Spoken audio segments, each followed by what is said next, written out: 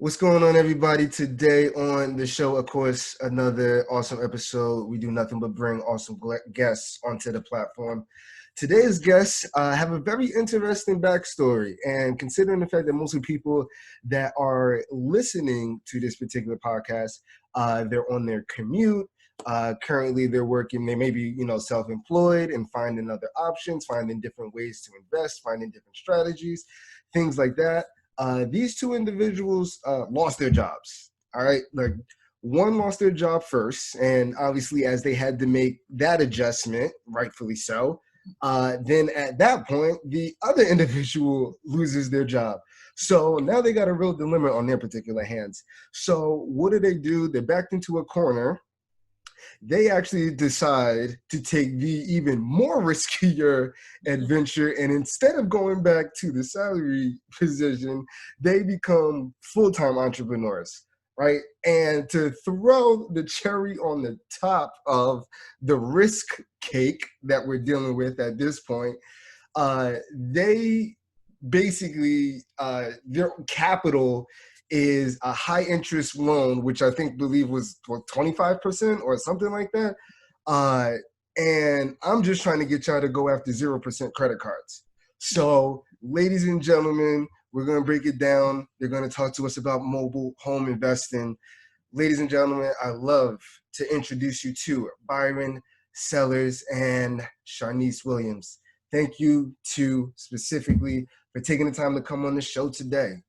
Thank you for having us. Yes. Yeah, that was a great introduction. I love it. That's love. That's love. Everybody says that, and it's only right for me to say that it's you two that make that story. I don't pull that out of my hat. I didn't. That's it. That's fact. So all I'm spitting are just straight facts, and it just so happens that when you bounce back like that, it might look like you're bragging. But here we go. We're gonna jump right into this. So here we go. So talk about getting started, considering the fact that we're in a situation financially, stability-wise. What made you want to go into one, real estate investing, which is great, but mobile home investing? Mm-hmm. Yeah. So, man, honestly, when you're back against the wall, it doesn't matter what's in front of you, right? You have nothing else to lose. At that time, right before that, I literally had got my car repo, dead broke.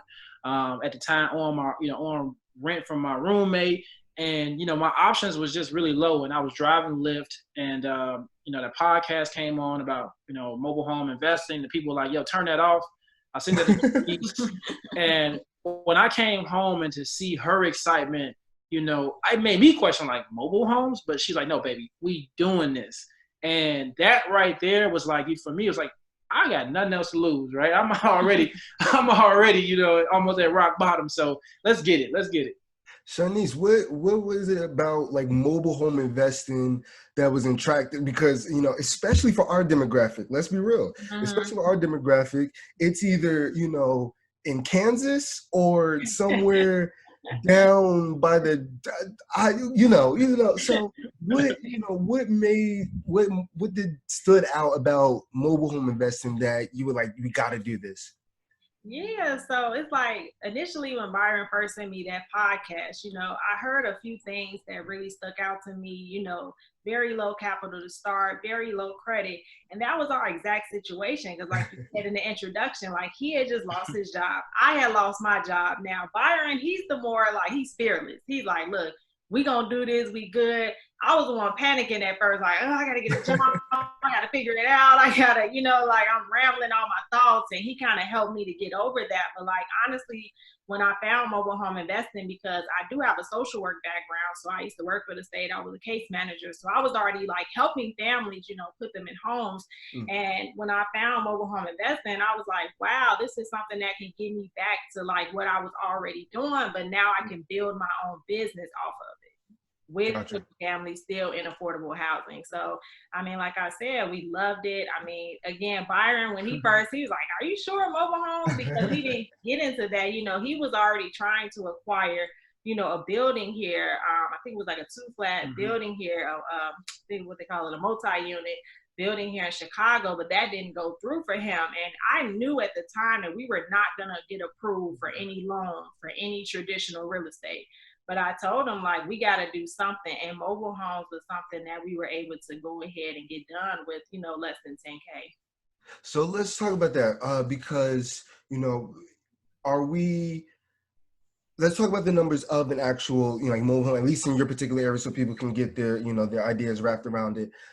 Let's talk about the numbers, and then let's talk about how you actually used that $10,000 line of credit.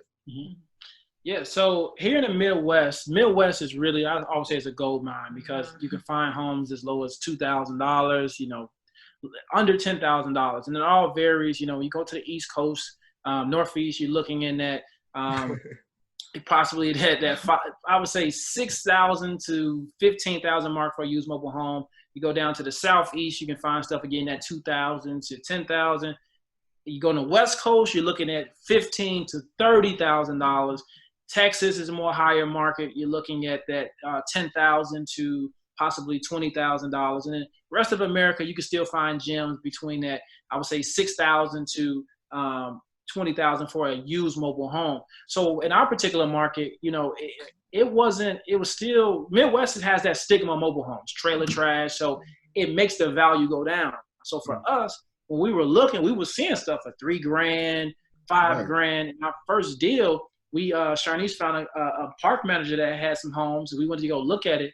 And the homes, I think the two homes we saw, one he was offering for $7,000, and the other one he wanted $1,500.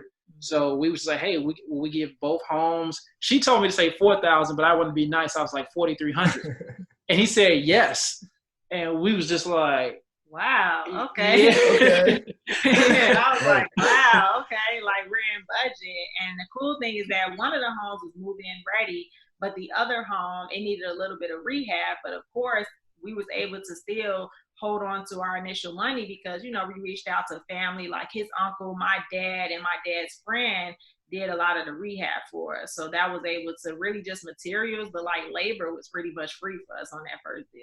Yeah. So we were able to, again, that rehab only cost $3,000. So I was going to say, like, how do you, because in here, like, we're going through, we're like, okay, it's going to be $8,000 for the kitchen, for the bathroom, the roof needs to be done. Okay, so what's the total? Like, it'll be about 95. And we're like, okay, let's do it. Like, when you right. do a mobile home and it's just like, about 1,200. Like, what are you, like, looking at, like, inside? I don't think I've ever been, I think I have once. Mm-hmm. And I don't even remember what it looks like in like inside, but like, what is it the same? Like, what are we looking at? So man, mobile homes is always, you're talking about, it's built cheaper, but it's still built to last. When I mean it's built by cheaper, think about houses are built up, they're built outside, so they have to have stronger factors, whereas a mobile home is built in the factory. And then once they're stable, they're built to last, wind resistant and things like that.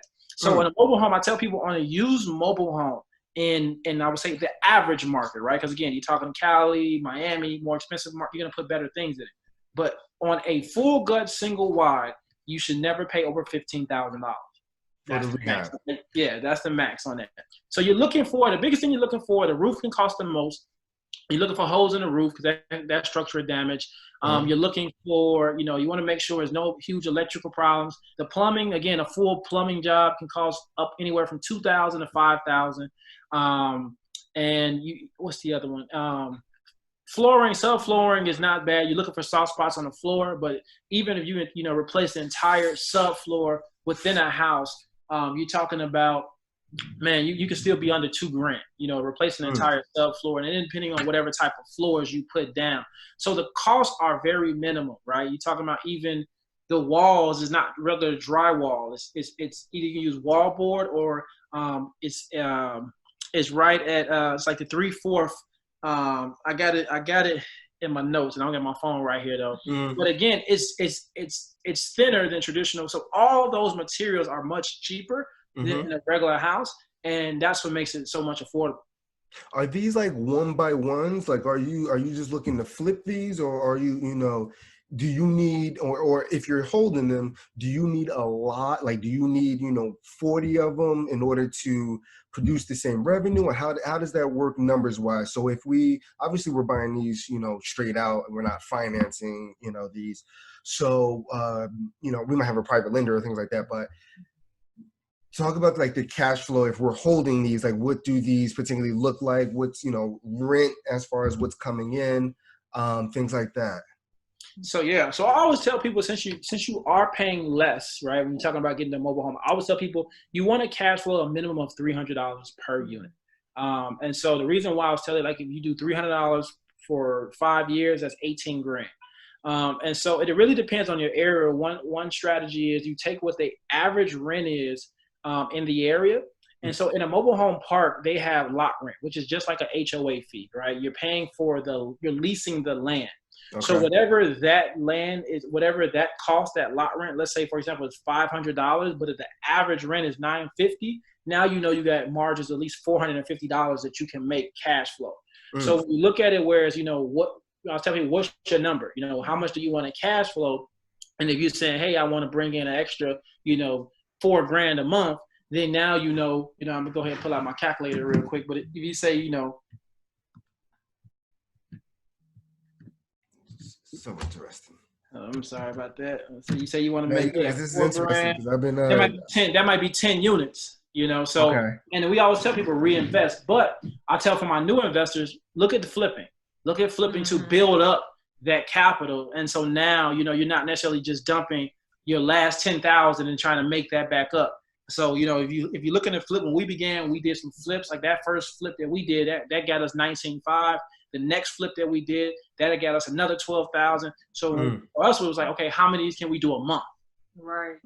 Continue to flip them, build up your capital, and then utilize your own capital to reinvest. Like we started with a loan, but then we built up enough capital to be able to pay back the loan, and then now utilize our additional capital to continue to invest. And then the new homes we got, that's when we start putting those on notes. Okay. Considering, I guess I can attribute it to Shanice for actually finding this particular, this home, or the investment strategy, I should say. What, you mentioned that you were looking at deals in different areas and things like that. For someone who, because I invest right in the backyard, at least for now, and then I eventually, will start to get definitely a lot more out of state. But for someone who may not live in the area, may have to travel, or may just be looking at other states, what, one, are you using a site, or how are you finding these mobile home parks? And then two, how do you know if the area that you're looking for or city is a good area to invest in? Yeah, so one thing you can do, I'll tell people, is you want to go to Google Maps and then type in mobile home parks. And what that'll do is just give you, you see nothing with red dots. And that'll give you a synopsis of where all the mobile home parks are for your area. I would tell people spreadsheet that. Start putting that. It has the phone number, the address. And that way you can start either driving for dollars, or you can go on Craigslist and start looking for mobile homes. And then one way you can do it to kind of find out if it's a good area, bestplaces.net. On bestplaces.net. Bestplaces.net. Okay. And you can go on there, type in the area, and what you can do is, what you want to find out is, okay, if the average home is selling for at least over $90,000, then okay, it is a need for affordable housing.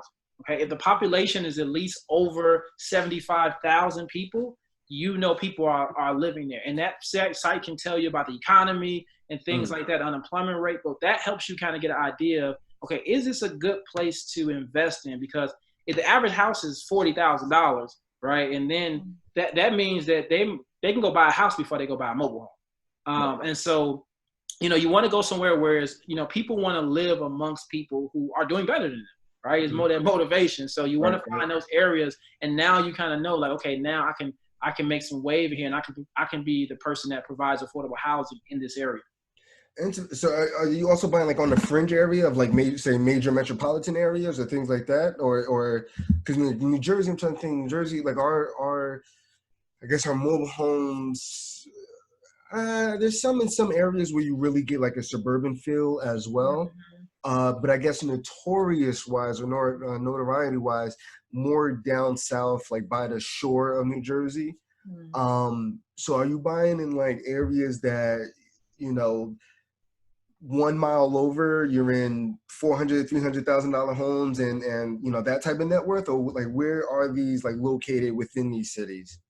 Yeah, so for us, we like the off market deal. So, you know, we're in Chicago and it's only technically one mobile home park that's listed in Chicago, but even the ones that's closer to Chicago, you know, we don't necessarily invest in them because it's going to be a higher price for the home because of it being close to the big city, and then the lot Okay. is going to be more expensive. So we like to travel out to like the rural areas, like you said, kind of we go either northern Illinois or we'll go down south Illinois or we go over to Indiana, kind of travel out. You know, for us, we like driving the dollar. So we'll go over 60 miles. I always tell people, you know, definitely do whatever is comfortable enough for you and your situation. But, you know, the further you drive out, you'll start seeing those off market deals for, you know, like Byron was saying, in our market, like under 10,000. Yeah, and also like those small, just the smaller the metro areas. You're right. So like for example, you're in Jersey, New York, but when you start traveling outside to those, you know, it's kind of it's you know like a smaller city. I'm not sure like how far is Paterson, New Jersey from? Is So that not far? far. So Patterson is another like major city. So for example, say if Patterson is that city where everybody wants to be in, the multifamilies in there are expensive, things like that. You know, if I'm looking at Patterson as like that city, then usually I'm on the fringe area. So I'm like the town right after that. Or, Yes. you know, Patterson is still pretty, you know, okay. It's not like say, you know, a Hudson County where that is literally the first area or the first cities that you get to New Jersey with, where those are like way out of, you know what I mean? Like those, got you. like that's the LA, or, you know, not Yeah. LA literally, but that's where it's like, okay, it's too expensive to invest here. Whereas Patterson is still, you know, definitely investable. You just got to find the great deal. But still in that threshold where if you're using hard money or if you're using, you know, commercial finance or things like that, when you're putting 20% down, you're bringing, you know, 80 or $100,000 to the table, right? So, which is why I can understand, especially for newbie investors, why raising that capital, getting access to that capital, it's tough. And I realize that eventually that's what leads people into cheaper markets, cheaper investment opportunities to find out how they can maximize, you know, the same money that they would be using. So, so that's, you know, that's what that particular area is. And I'm looking like right outside Patterson, where it's just like, where, you know, where are they feeding off of Patterson? So it looks like it's the same thing. Yes. Yeah. Okay, gotcha. All right. Because obviously, if you're familiar with Patterson, if you go one city out Patterson, there's not a mobile home park, right? So it's like where intuitively it's like, okay, I'm right there. Oh, wait, there's no mobile home parks over here. The mobile home parks are all the way over here. How do you make that, I guess, that mindset adjustment to know that, you know, at least for us, when, you know, I don't want to say city guy, but suburb city, all here, that I'm going out into rural country and then I'm looking at the property and it's like, this is a good deal. Like how do you get that feeling or no, essentially? But you kind of answered it already, but that was the reason why I was asking that question. No, for sure. But the one thing you're looking for, how does the community look? You know, I think sometimes you know, you get the stereotypes about like mobile homes, you know, trailer trash and things. And so don't get me wrong, if you come into a community and it looks sketchy and it looks, you know, you're like, man, nobody even looks like they live here. That's the type of tenant that you're gonna get, right? But if you go into a community and you look and you're like, wow, it looks pretty filled. This is actually like a nice community, and you see a few vacant houses. Now you know there's actually a need. People like living there, right? You see, Gotcha. you know, there's grass and things like. If you see good things, nice cars, you'd be surprised. We see Mercedes and Range Rovers, all that kind of stuff in mobile home communities. And if you start seeing that stuff, you know, okay, people are going to want to live here. Just make this a good place to invest in. Gotcha. That pretty much hits the, you know, the nail on the head with that, considering the fact that, you know, it just deals back to, you know, location. And obviously one of the big fundamental things that you kind of piggyback off of is that, you know, that's exactly how I choose my properties, where I don't care where it is. I don't care, you know, anything like that, because the style just might be different from what I'm accustomed to or what people are accustomed to doing. No problem. But whenever you pull up there, for example, Philly, like I would never me personally, I would never purchase a row home. Like we don't do that over here, no problem. But obviously that's very, very big in Philly. Right. Cool. As long as I pull up to whichever address, whatever house that is, and if I feel comfortable living there, whether it's it doesn't have to be like on in Beverly Hills or anything like that. Clearly not. But if because we all grown up in neighborhoods, but if I'm cool living there, then cool. Like I can get, I expect the same type of tenant with my mentality to want the same is how I kind of rationalize it. So that's good. So is it, and I mentioned that, Shanice, you mentioned how Byron was checking out for like a duplex or a multifamily at one point and that fell through. Are you still looking for multifamilies now, or are you strictly mobile? Byron, you don't look too happy about it. He's like, No, you know what? So we look at it more so, the house hacking phase. Right, just that's what we want to do now because we love mobile homes. Because we've been doing this now for like 2.5 years, so this is all we know. But now, since just talking about those additional multiple streams of income, like we'll definitely get a building here still.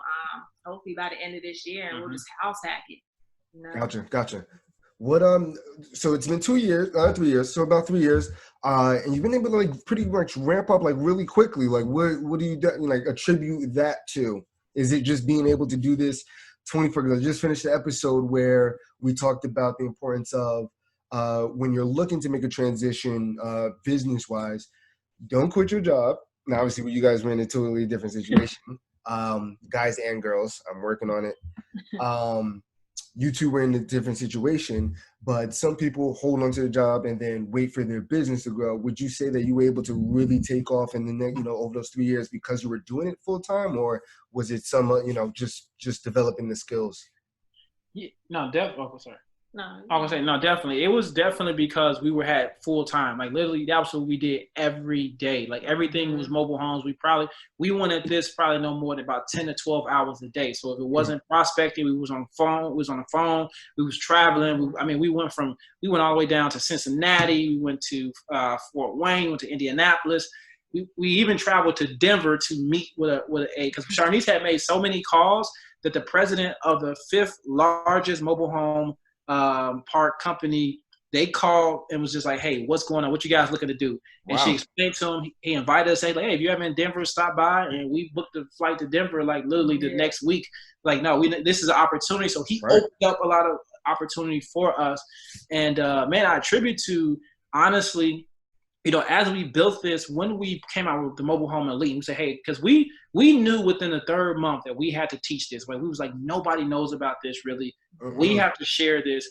And so when we opened those doors, I think, that's the ability when you give, you receive. We were people really start to bless us with other deals. And, we had relationships with a park manager here that, she gives us free homes. She get whatever. She just literally, she wants to see us win. And, things like that. And then we start getting park owners start to reach out to us, and then starting, allowing us to be silent partners on mobile home communities. So that's what start to really, really the traction to let us just really start to benefit. But then too, I wanted to hop in because I understand, like, for individuals who does have a 9-to-5, because we have a lot of students or just people in our DM just reach out, like, how do I make time for this? Or how can I make what you guys make? And it's like, for us, we did start off, we were full-time entrepreneurs, but even in the beginning, like, Byron was driving Lyft, I was driving Lyft, I was doing Amazon Flex, so every app, Instacart, I was doing it all. Postmates, any app that's out there, I was doing it. So I always tell people, you got to utilize your calendar. You got to be like, okay, I'm going to wake up this morning. I'm going to drive Lyft from 5 a.m. to 11 a.m. Then I'm going to come home and I'm going to work on the mobile home business from 11 a.m. to 7 p.m. You know what I'm saying? I know, and that, of course, that's my schedule. You know what I'm saying? That's something that I did. But everybody got to get accustomed to their own schedule. And I think that's the biggest hurdle that I see, like, new entrepreneurs who still has that 9-to-5 job. That's the biggest struggle I see them struggling with is just kind of like that scheduling and how do they make time for the entrepreneur life. And it's like, you really just got to set aside the time, as tired as you are, as busy as you are, you have to set aside that time, and one thing that Byron helped me to focus on was really just utilizing like my planner, writing stuff down, utilizing my calendar and really sticking to it, like not just putting it down and putting it in the calendar, but actually sticking to the goals. I like that answer because, that's a skill. Mm-hmm. Which for individuals, we think that we're going to go out there and just put things together, and you have to develop these skills of and these are things where it's wax on and wax off. Like you have to learn how to manage, and not so much manage your time, right? Because it's very hard to but managing the action within a certain window that you've applied for it, right? So the light bulb, went off for me recently where I was struggling with time, where I was doing a lot, working a lot, but it wasn't as structured that I needed it to be just as a business owner, because you have to find times to work in your business and find times to work on your business and work on your marriage and work on anything else on you that you want, you know what I mean? So especially when you mentioned like your planner and things like that, Google Calendar, I've been really, really adamant recently on honoring those time block systems. For anybody that's listening to this episode, when you're wondering how to fit it in or anything like that, when you have a full-time job, and if you only have one full-time job that you're doing like a 9 to 5 or 9 to 6 or 9 to 7, there are still no excuses, because the reality is there are people that do that and will go bartend like I did for the rest of the night and wake up and go do it all over again, plus the weekends. And the only difference is you were required and forced to show up. Exactly. Now, the difference in the hard part is now getting yourself to show up autonomous by yourself. You know what I mean? So when I put that kind of into effect and really run it, man, if I was working a full-time job and a part-time job, how would it look like hourly wise? Okay, now break up your task in that. You'll be so surprised on what you can actually accomplish, with straight focus in an hour and a half or 2 hours of just straight focus. It's ridiculous. So they do have the time, and I'm pretty sure exactly with the course that you two offer, if they just apply those principles and just black out the efficient time and actually put everything aside and focus on it, they can do whatever. It can definitely happen. And now I have to start thinking about mobile homes, because I've been seeing it. Did you hear it on the Bigger Pockets podcast? First so rightfully so, right? Because I'm listening to them and it's of course, it would be you two that offer the mobile homes, but we're not doing that. That's not I don't have any family that we could talk to that have experienced that. So this is something that's completely brand new. Yeah. So it's a total cultural shift, mindset shift, cultural shift in general, because I think that's probably the biggest thing, obviously, because all of us, especially our demographic, have no problem investing in multifamilies, no problem investing in apartment buildings. But the cheapest option out of all of those is mobile homes. But obviously, culturally, I think it's a change. So that's why I really wanted to bring you two on, and selfishly for me as well. Oh man. I could care less, but all good.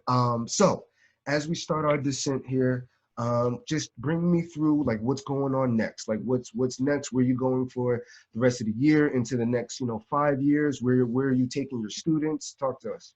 Yeah. So one thing I wanted to piggyback off you, and I'm gonna keep it real quick. But one thing you said, as a culture, we normally invest inside of our backyard, right? Mm-hmm. That's one thing we do. When we get multi-families, we invest what's in the city. And one thing I see from other cultures of what they do is they invest. It don't matter.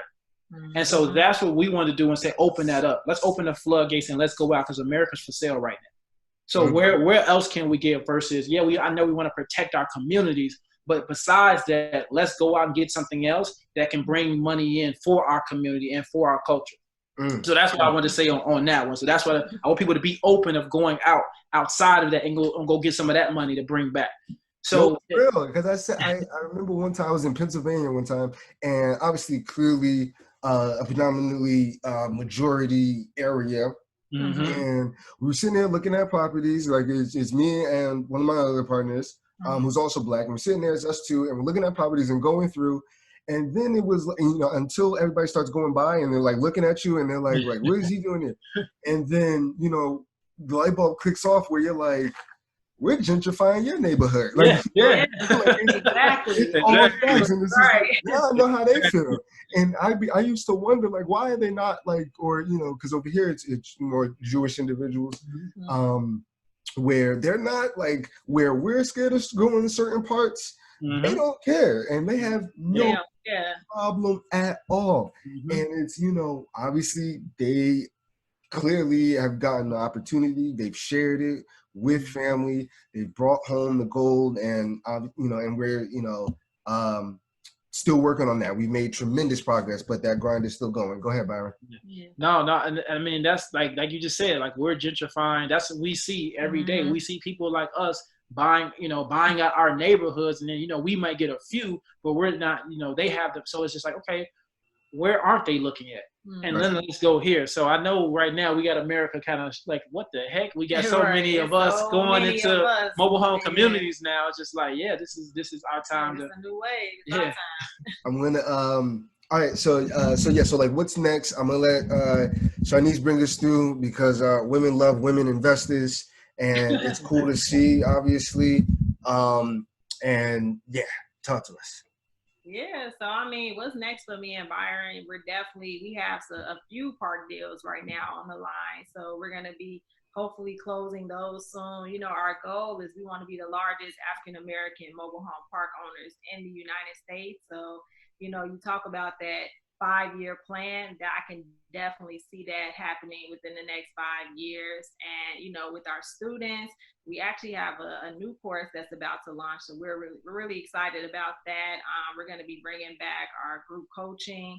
So really just, giving back to the people, helping, making sure that, people closing these deals. That's what it's all about. I feel like, especially with everything that's going on right now in society, like, society needs us. Like, they need us, they need our platform to show them a different way outside of, unfortunately, a lot of people have lost their jobs, and, a lot of people are on unemployment right now. And it's just, our biggest thing is that we just want to continue to give back, continue to live in our purpose, and just really, show the people that it is another way.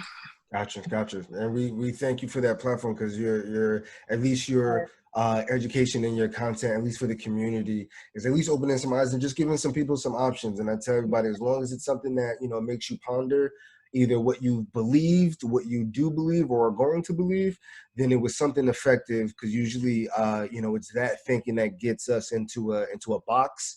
And then you're only limited to whatever, that box offers. But this is something that, like I said, I just wanted to bring out for individuals, because obviously investing is not talked about, to begin with. And then investing in mobile homes, where the barrier for entry is more, it might be more suited for particular investors.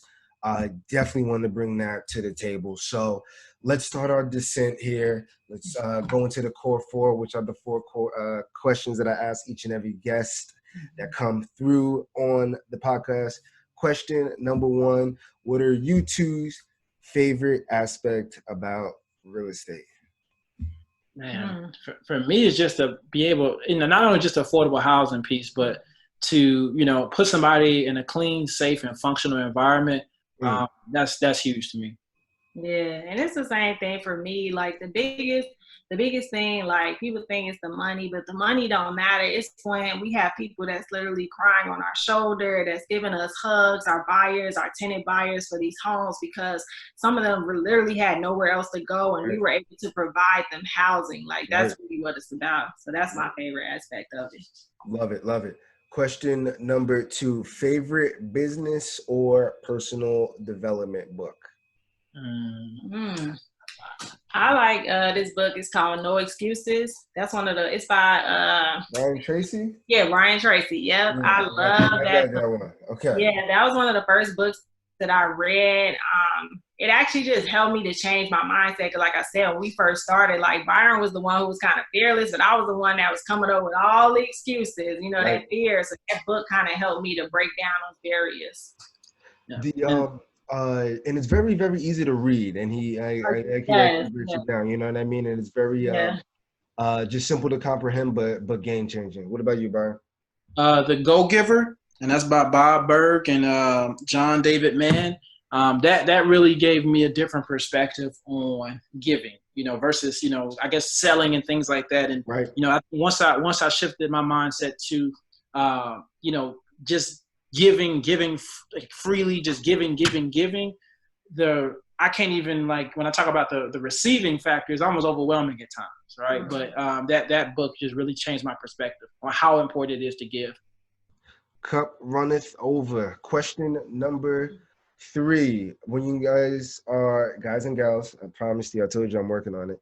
Byron do the same things. It's I do okay. too. Yeah, I do. It's cool. I'm just trying to be conscious about it because, you know, it's real though. It's real. So, question number 3. What do you two like to do in your spare time when you two are not out putting mega deals together? Man, me and Byron, we're pretty chill. I mean, the world closed now. When it is open, I definitely love to go to the movies. You know, Byron, I love movies. So movies, just going out to eat. We're like big kids. We love the arcades here in Chicago. We'll go to Busters, just hang out. Yeah, we're pretty chill. Yeah, and then for me, just going with friends. I mean, I love a good, you know, just a good chill session, going to see a few of my friends and just being able to just, I don't know, say be normal, but you know, they know me from way back. So it's nothing about mobile homes. It's all just, we able to just rap, man. So that's my favorite thing. That's the beauty of it. Okay. And last but not least, where can people find you two at? Cool. So, man, find us. We're heavy on Instagram at Mobile Home Elite Investors. You can use the same thing to find us. Our Facebook page. Watch our YouTube channel. Make sure you subscribe. MH Elite Investors. And then if you want to just learn more about how can you get started, go to our website, www.mobilehomeeliteinvestors.com. And we got everything you need about mobile home investing. Awesome. Sharnice, Byron, thank you two so much for coming on the show, especially with just giving us some gems on some actionable steps, or at least what we can do to just take the first step, considering the fact that it always begins with the very first step. You have all the resources for everyone that's listening. Please just go to the resources. It's never the resources of why we can't succeed. It's the lack of resourcefulness. So take advantage of the free content that are out there. Listen, digest it all. That's why we're bringing all these collaborative minds together.